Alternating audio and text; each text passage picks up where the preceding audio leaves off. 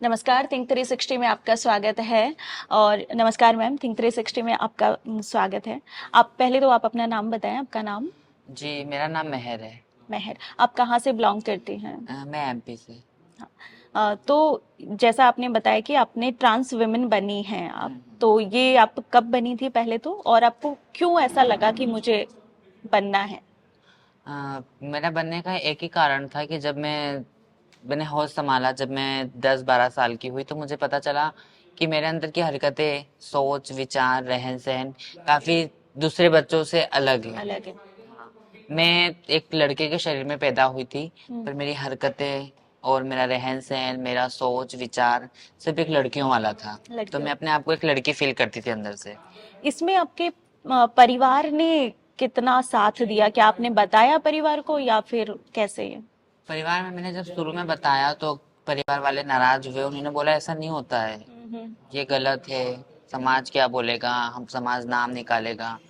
पर जब मैं उस शरीर में घुट रही थी तो फिर मुझे तो नहीं अच्छा लग रहा था। फिर मेरे मम्मी और मेरी छोटी बहन है जिन्होंने मेरे को समझा। हम्म। फिर उसके बाद मैंने अपनी सर्जरी तो करवाई। फाइनली मतलब उन्होंने साथ दिया था आपका बाद में हाँ जाके जी। सर्जरी में, तो वो आपके हाँ साथ ही थे। हाँ हाँ। ओके।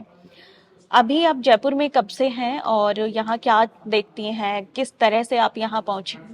जयपुर में मुझे लगभग 1.5 महीना हो गया है। हम्म। 1.5-2 महीने हो गए। हम्म। और मैं यहाँ पे 1.5 महीने पहले आई हूँ। हम्म। यहाँ आके मैं काफ़ी चीज़ें सीख रही हूँ, जैसे पार्लर का कोर्स, हम्म। सिलाई, हम्म। पेंटिंग मुझे आती है। पेंटिंग मुझे बहुत शौक है पेंटिंग हाँ, करने जैसे का। हम देख रहे हैं ये सब हाँ जी। मेहर की पेंटिंग है, और इधर भी दिखाएंगे ये सब कुछ लगी हुई है। तो अ, ये सब मेहर की बनाई हुई पेंटिंग है।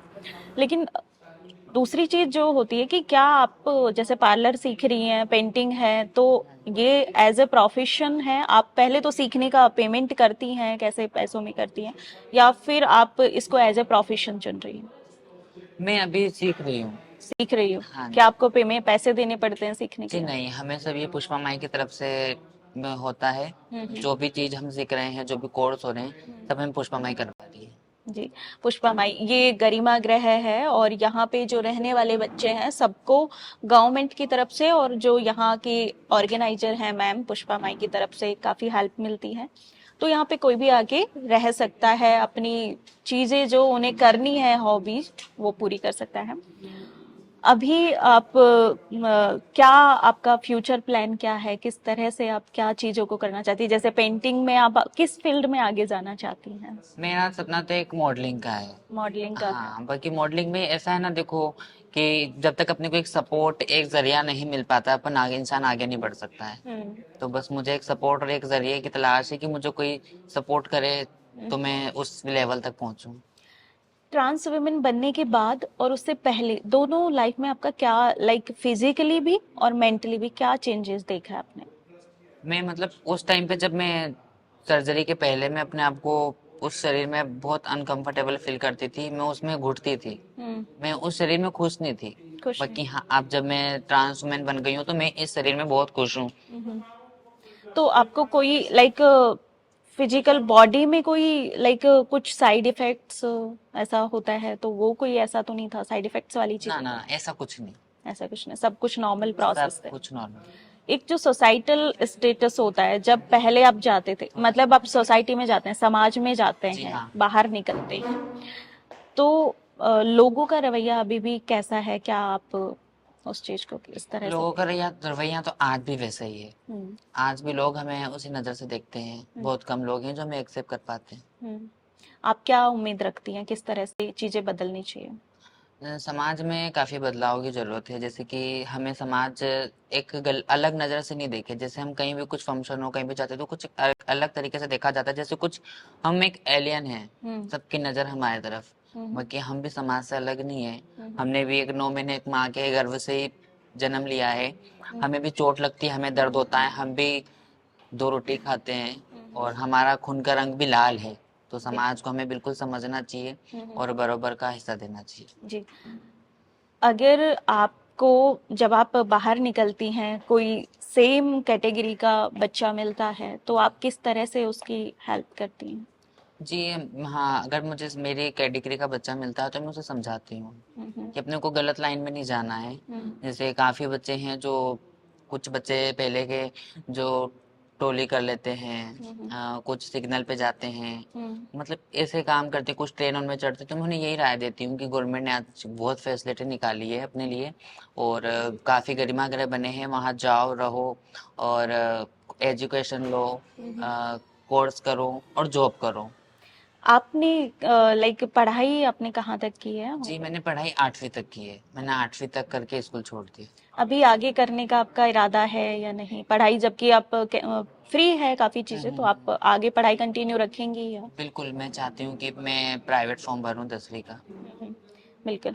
अ, ठीक है, हमारे साथ राम भी हैं जो हम उनसे चर्चा करेंगे। वो ट्रांस मैन बने हैं, विमेन से मैन बने हैं, और उनकी क्या प्रक्रिया रही है इसमें हम उनसे भी जानेंगे। आपका नाम? मेरा नाम राम। ओके। आप कहाँ से हैं और यहाँ जयपुर में कब से हैं? देखिए, वैसे तो प्रॉपरली बिलोंग मैं मेरठ यूपी की साइड से करता हूँ। दिल्ली में ही पला बड़ा हूँ, स्टडी वगैरह सब दिल्ली में रही है मेरी। हम्म। बट अभी रिसेंटली मुझे हो गए हैं यहाँ पे 4 से 5 मंथ, 4 महीने हो गए हैं ऑलमोस्ट मुझे जयपुर। कैसे सुना आपने यहाँ इस जगह के बारे में? एक्चुअली जिन एक ट्रांस वुमन के साथ मैं लिविंग रिलेशनशिप में हूँ, हम्म। वो अपने किसी एक मुँह बोला भाई है, वो भी ट्रांस मैन है, वो थोड़ा अनकंफर्टेबल था, वो उनको छोड़ने यहाँ आई थी। हम्म। तो मैं उन्हें लेने आया था यहाँ पे। तो फिर यहाँ पे जो किन्नर अखाड़े की महामंडलेश्वर पुष्पा माई जी हैं, उन्होंने हमें बताया कि यहाँ पे रह के हम अपना जॉब वगैरह कर सकते हैं, आगे स्टडी वगैरह कंटिन्यू कर सकते हैं। ऊपर से उन्होंने हमें एक मतलब शादी का प्रस्ताव भी दिया कि आप लोग अभी लिविंग में हैं तो यहाँ पे हमें काफ़ी फैसिलिटीज़ मिलेंगी। और हमें इनके डॉक्यूमेंट्स की भी रिक्वायरमेंट थी चेंजिंग के लिए। तो हम लोग वापस अपने घर गए कुछ दिन। हमने सोचा एक बार पहले हम थोड़ा रूम अपना शिफ्ट करके यहाँ पे रहते हैं, हम देखते हैं हमें क्या फैसिलिटीज़ मिलती है। हमने अपना रूम शिफ्ट किया, सामान अपनी फैमिली के घर पे रखा, उसके बाद हम लोग यहाँ पे आए। जनवरी 3 जनवरी को। तो इनके डॉक्यूमेंट्स वगैरह की फॉर्मेलिटी, हम 28 नवंबर के कैंप में आए थे, तो इनके डॉक्यूमेंट्स आधार कार्ड चेंज हुए, मेरा भी वोटर आईडी कार्ड चेंज हुआ। देन अभी इनका टीजी कार्ड यहाँ से बन चुका है। आई होप सो मैं भी अप्लाई करूँगा अब यहाँ से, तो मेरा भी बन जाए। ओवरऑल तो आप शादी का ख्वाब देख के यहाँ शिफ्ट हाँ, हुए हैं। मैं यही सोच ओके। लीजिए। आप भी ट्रांस वुमेन से मैन बने हैं, तो इसमें आपके परिवार की क्या भूमिका रही थी? देखिए, पहली चीज़ तो मैं एक लड़की के शरीर में मेरा जन्म हुआ था। लड़की के शरीर में जब मेरा जन्म हुआ उस टाइम तो पहली चीज़, किसी बच्चे को नहीं पता होता उसकी फीलिंग क्या है क्या नहीं। बचपन में सिर्फ खेलना कूदना घूमना फिरना यही होता है।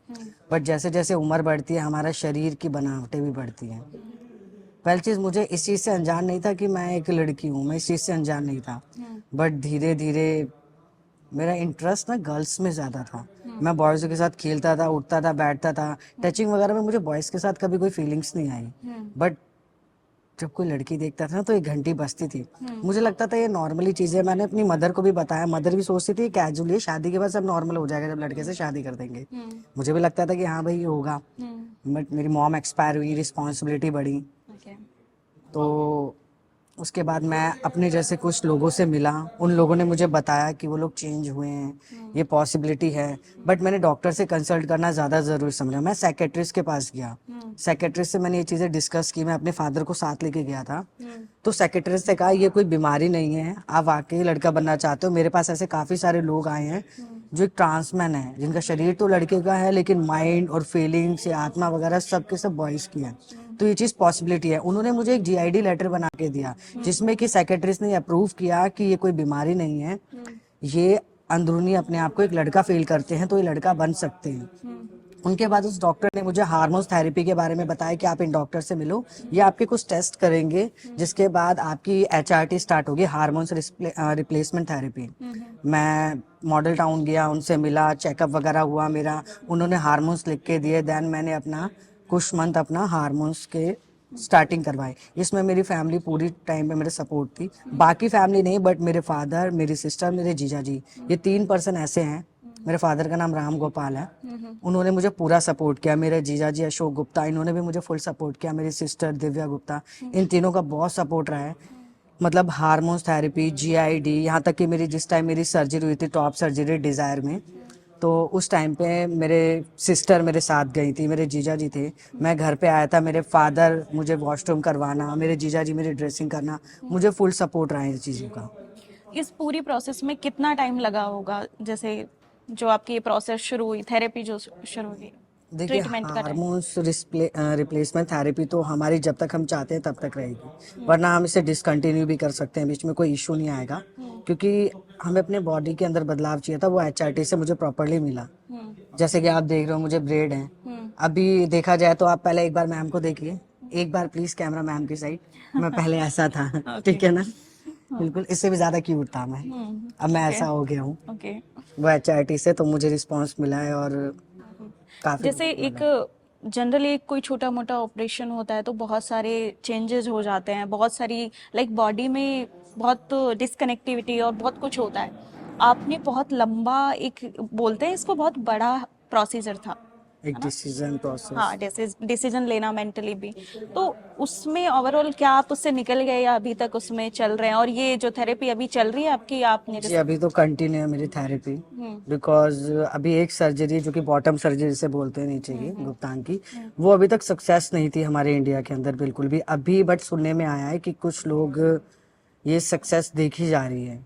आपने ये थेरेपी कहाँ से ली, आउट ऑफ इंडिया या? नहीं नहीं नहीं, मेरा तो दिल्ली से स्टार्ट रही थी, डिजायर हॉस्पिटल से, जिसमें फर्स्ट मैं डॉक्टर राजीव के पास गया था जनकपुरी में, सेकंड हार्मोन्स थेरेपी के लिए, मतलब सेक्रेटरिस्ट मेरे राजीव सर थे जो कि जनकपुरी में DC में, सेकंड मेरी HRT स्टार्ट हुई मॉडल टाउन के सर से, एंड थर्ड मेरी सर्जरी हुई डिजायर में, टॉप सर्जरी, ठीक है। देन बाकी कुछ हो रहा ओके, है।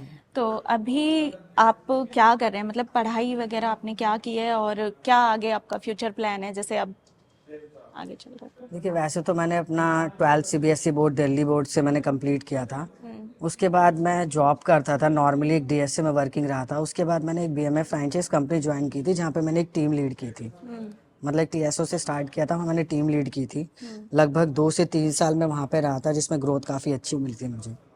उसके बाद किसी कारण BMA फ्रेंचाइज कंपनी बंद हुई थी, तो मैं कुछ टाइम के लिए इंडिया इन्फ्लाइन ज्वाइन किया था अपनी टीम को लेके, बट वहाँ पे मुझे सैलरी वगैरह ग्रोथ, जैसे कहते हैं ना, एक बार 40 मिल रहे हो और वहीं 20 मिल रहे हो तो कंफर्टेबल नहीं हो पाता, उस टाइम मैंने वो जॉब छोड़ दी, अपनी टीम वगैरह पूरी छोड़ दी, देन 2 महीने मैं बीच में रहा, लेकिन मुझे फिर किसी पर्सन, मेरे दोस्त कनेक्टिविटी थी थोड़ी बहुत, उन्होंने बताया कि आप कमीशन बेस पे काम कर सकते हो, तो अभी पिछले साल तक तो मैं कमीशन बेस पे ही काम कर रहा था। अभी अभी आप घर रिसेंटली जाते हो, आपकी फैमिली आफ्टर ट्रांसफॉर्मेशन के बाद आपको पहचान पाती है कि ये वही है वो पहली लड़की चीज से? तो मेरी फैमिली बाकी का तो मुझे पता नहीं, चाचा ताऊ मौसी बुआ, उन्होंने मुझे शायद अभी तक प्रॉपरली एक्सेप्ट नहीं किया, हाँ बोलते हैं मुझे लड़कों की तरह ट्रीट करते हैं, लड़कियों की तरह नहीं, लड़कों की तरह ही बोलते हैं, बट मैं घर जाता हूँ तो वही मेरी बहन मुझे भैया ही बोलती है, दोनों बहनें, मेरा भाई मुझे भाई करके ही बोलता है, मेरे नाम भी पापा आपने बेटा। चेंज किया या पहले लाइक नहीं राम नहीं था नहीं और नहीं, पहला मेरा नाम निशा था। निशा था, निशा निशा था, से आप राम बने हैं? राम, मेरे पापा की खासकर ये चॉइस थी, मेरे फादर ने मुझे कहा था कि तुझे लड़का बनना है, हमें कोई इशू नहीं है, सेक्रेटरीज ने बोल दिया है, बट अगर तुझे चेंज होना है हम साथ है, बट तुझे नाम अपना राम रखना होगा, बिकॉज मेरा जो उनके, उनका खुद का उनके नाम? सदियों से चलता आ रहा है ना, राम प्यारी, राम सखी, राम अवतार, पापा का नाम राम गोपाल, अब मेरा राम। अच्छा, तो जैसे अब आप यहाँ रह रहे हैं तो पता है, आपके फैमिली को पता है? हाँ, फैमिली को पता है सारी चीजें, इवन मैंने अपनी फैमिली को ये भी बताया 29 अप्रैल को हम लोग मैरिज कर रहे हैं, तो मेरे फादर ने कहा वो विजिट करेंगे, वाह, फैमिली विजिट कर। कॉन्ग्रेचुलेशन आप दोनों को। Thank you. और आप एक बार आइए इधर। तो ये तो निशा से राम बने हैं, आप मेहर, आपका नाम क्या था? जी, मेरा नाम सोनू था। आप सोनू से मेहर बने, तो ये सोनू और निशा की कहानी जो अब मेहर और राम है और इनकी शादी होने वाली है, आप भी ब्लेसिंग्स दीजिए। तो कॉन्ग्रेचुलेशन आप दोनों को, पहली बात तो। और ये लाइक अगर आप भी ऐसा सोच रहे हैं कि ट्रांस वुमेन या मैन आपको ट्रांसफॉर्मेशन रखना है तो आप इजीली कर सकते हैं, आप ये एग्जाम्पल देख के कर सकते हैं। हमें देखने के लिए धन्यवाद। आप थिंक 360 से जुड़े, आपकी इस कहानी पे क्या कमेंट है आप हमें बता सकते हैं कमेंट करके।